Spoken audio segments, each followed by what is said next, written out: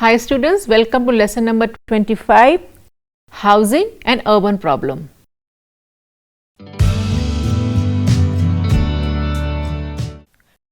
Introduction to the lesson. A social problem is hindrance and a form of pathological condition and a source of disorganization. Social problems are the problems concerning society. A society that strives to improve must be keenly aware of its social problems. Social problems are behavior patterns or conditions that are considered objectionable or undesirable by many members of a society. These members recognize that the corrective policies, programs or services necessary to cope with and reduce the scope of these problems. In every society, there are a number of social and economic problems. There are many problems in urban societies such as poverty, slums, overpopulation, unemployment, crime, juvenile delinquency, prostitution, beggary, health problems, sanitation problems, nutrition problems, etc. Urban problems are due to heavy population which is concentrated in the limited space. People in urban areas lack intimate relations due to its heterogeneous nature. There is increased social disorganization found in urban societies. These are a consequence of the rapid population growth, a lack of capital to invest and a very poor or outdated infrastructure.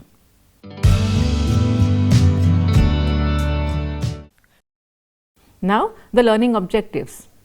After reading this unit, the students will be able to understand or describe the process of urbanization and urban environment. They will also understand the problems of housing and slums in urban India.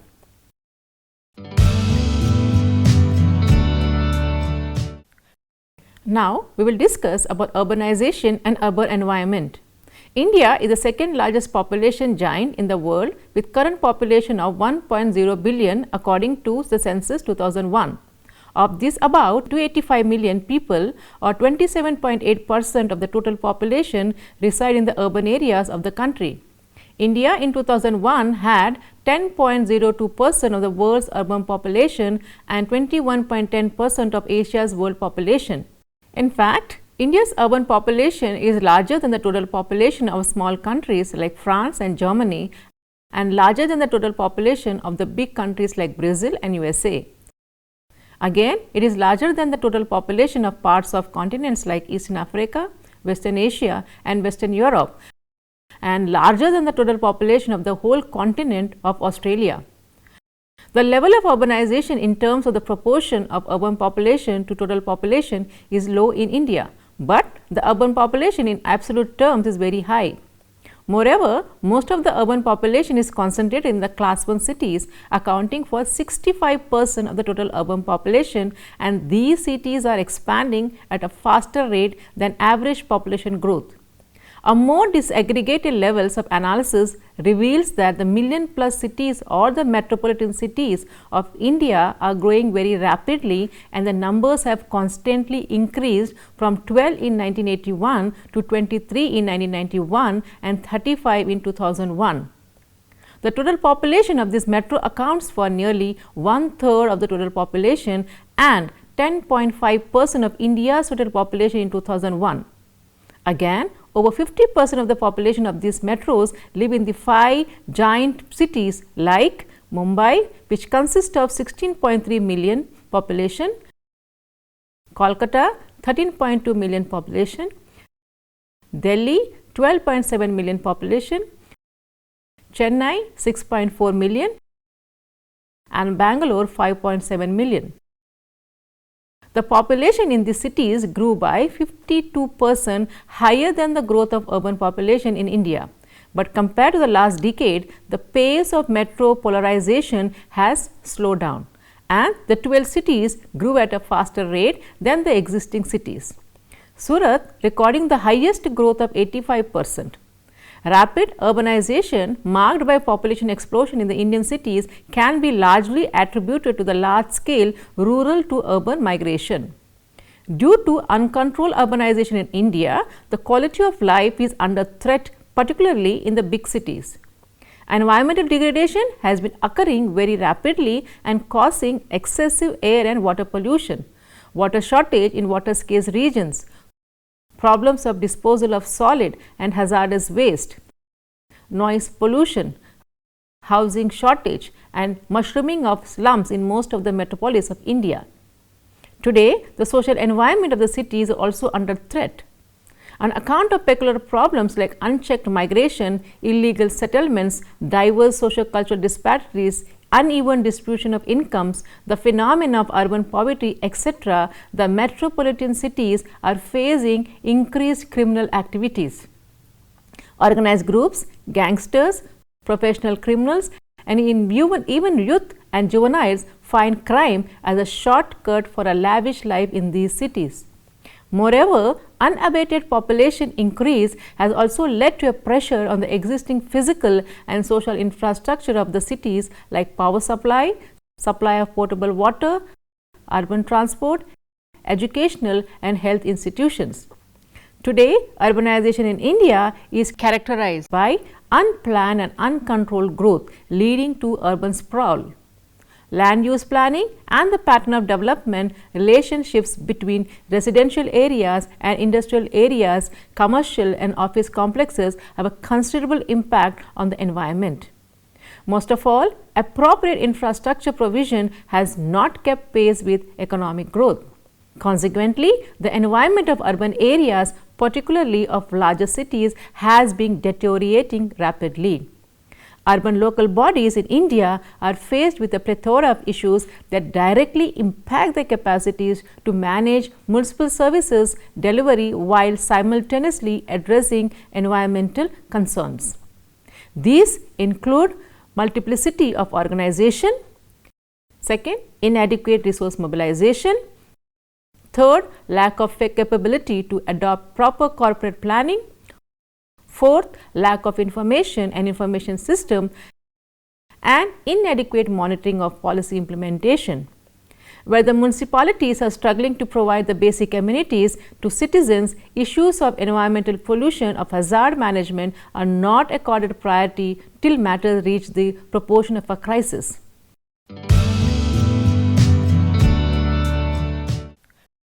Now, we will try to understand urbanization and problem of housing. Housing in India varies greatly and reflects the socio-economic condition of its overpopulation.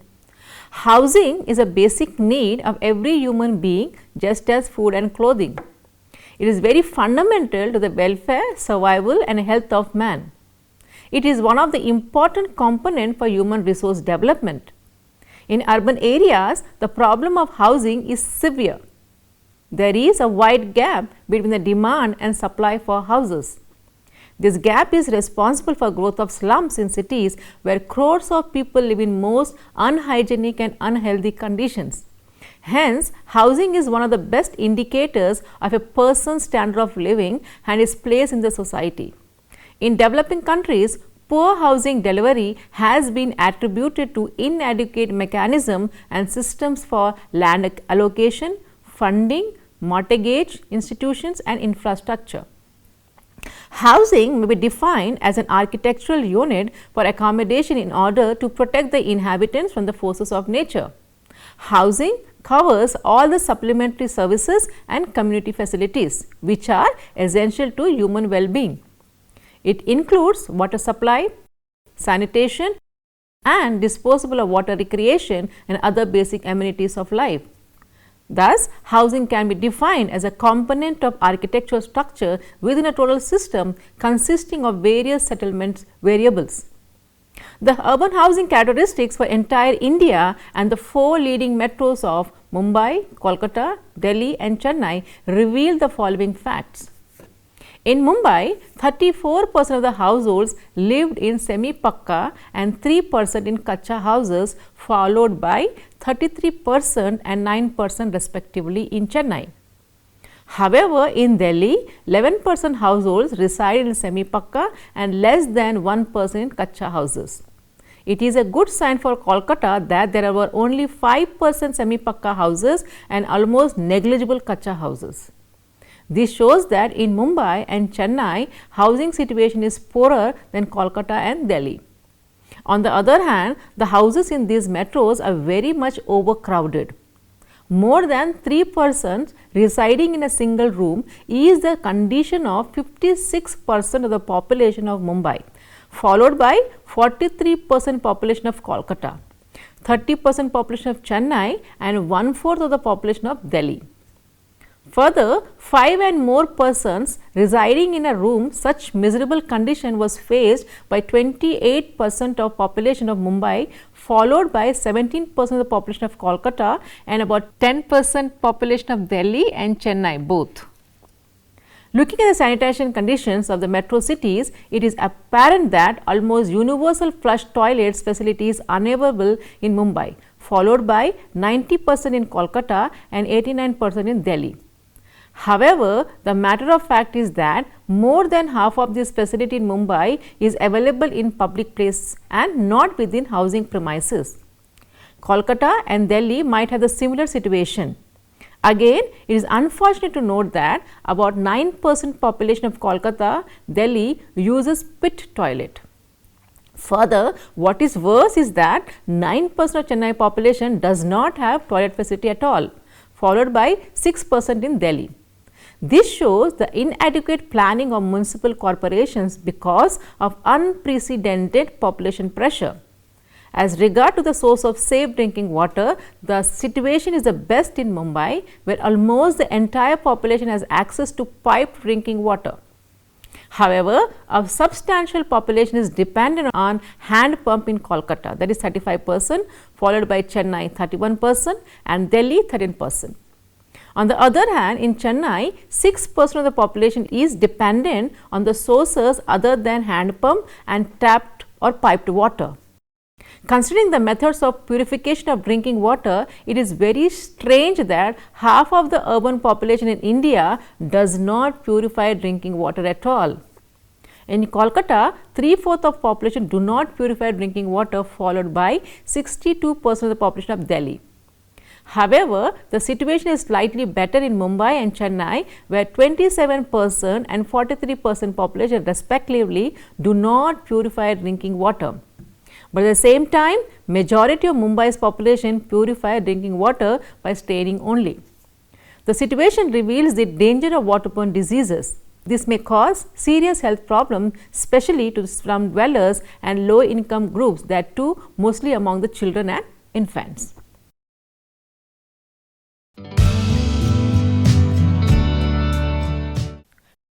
What is housing problem? Housing problem is one of the social problems produced by capitalism, manifested as a particular form of housing needs with the growth of the urban population and the transformation of a dwelling into a commodity. There is a sharp deterioration in the working people's living conditions and huge rise in apartment. The housing problems and the housing needs are manifested in overcrowding, poor and inadequate social amenities, unsatisfactory and unwholesome environmental conditions, and urban uncleanliness. The absence of open space, the development of the land area leading to overcrowding of buildings, inaccessibility within residential areas, and in scarcity and high cost of building materials. According to human development, housing problems result mainly from unprecedented growth of urban population.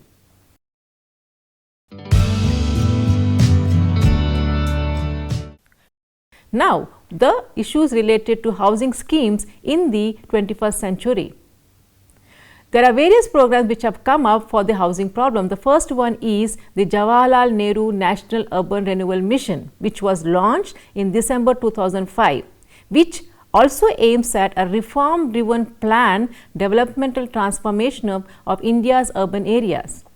The mission acknowledges the responsibility entrusted upon cities to act as a primary agent, engine, and catalyst of the process of sustainable growth and development. Accordingly, this program aspires to create economically productive, efficient, equitable, and responsive cities. Two of the sub-missions under this program are dedicated to urban housing problems.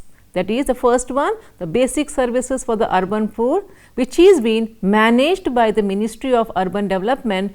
The BSUP is designed for the upgrade and improvement of the condition of slums. settlements, assuring universal access to the basic amenities such as water and sanitation and social infrastructure such as health, education and social security. Second, integrated housing and slum development program. This particular program seeks to tackle poor housing for urban slum dwellers in cities and towns as per the 2001 census, excluding those which were being targeted under BSUP. And the third program is 𝗳𝗧𝗦𝗔𝗧 𝗚𝗧 program. With the motto Slum Free India, the scheme was launched in June 2011. The motivation underlying the program acknowledges the failure of the market and the government to secure the rights of the urban poor to a decent and dignified life. Its material objective is to provide affordable housing with basic municipal services. The scheme is not confined to bridging the gap of material deprivation. Rather, the vision of the scheme understands that slum proliferation is an unfortunate outcome of a chain reaction, which is triggered in turn by lack of employment. Under the scheme, the government intends to circumvent the forces that are responsible for the failure of the market and the government in accommodating the housing and other basic needs of the urban poor. It is hoped that this exercise prevents any further slum proliferation. The scheme also emphasizes the need to bring informal settlements within the coverage of the formal economy. The race strategy is two-pronged. The first component involves slum redevelopment, preferably in situ development of existing slums, while the second seeks to make provisions that curb future creation of slums. The affordable housing in partnership belong to the second component of the race scheme. The AHP scheme envisions public-private partnership in making provisions for affordable housing stock both on rental and ownership basis.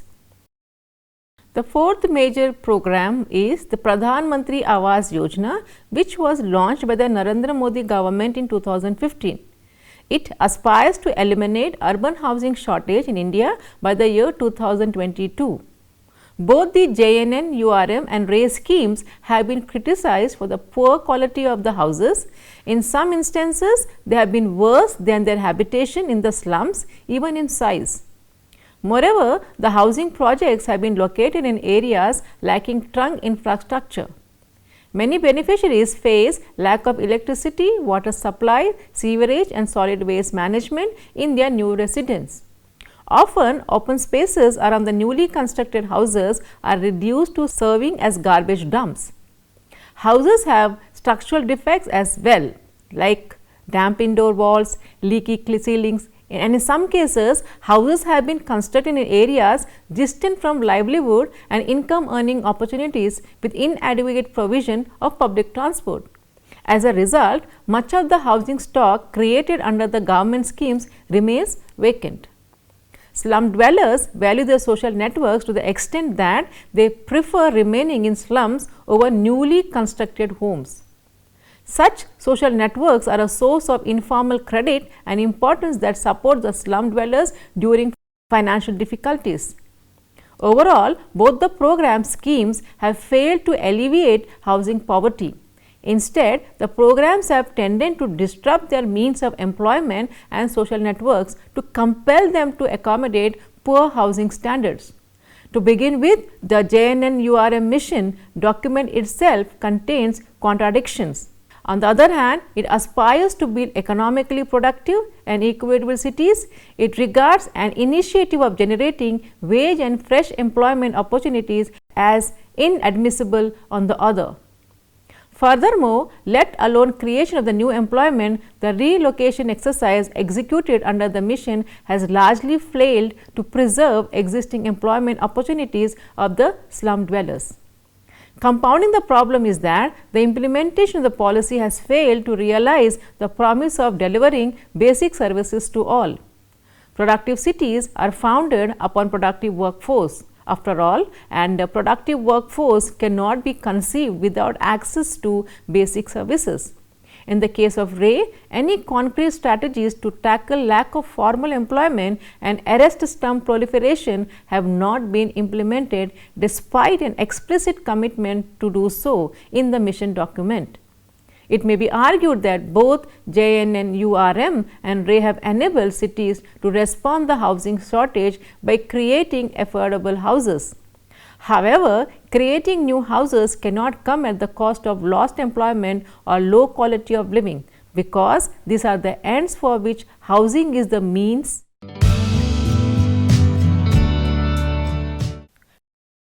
To summarize, in India, approaching housing poverty and slum proliferation outside a holistic framework has caused the failures of various housing schemes that have been attempted over the last 70 years.